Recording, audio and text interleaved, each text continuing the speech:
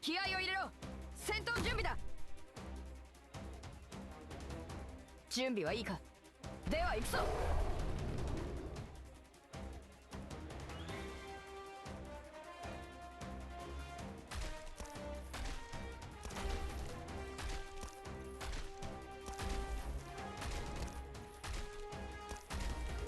ここは私に任せろ。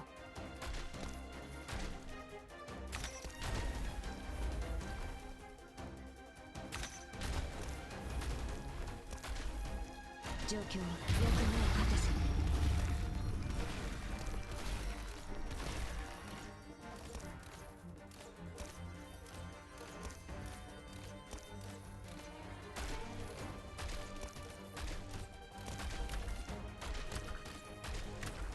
敵を死にし時間には限りがあるんだ。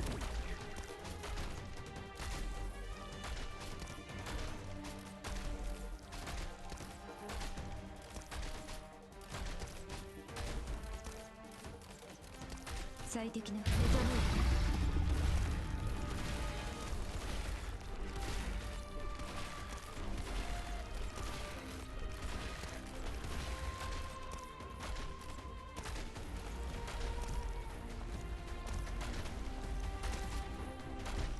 最適な目覚め。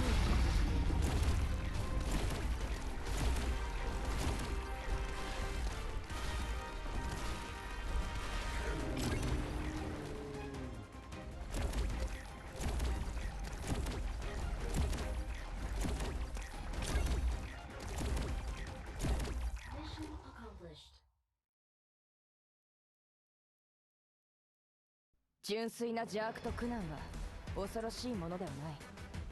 恐ろしいのはそれらが往々にして純粋でないということだ。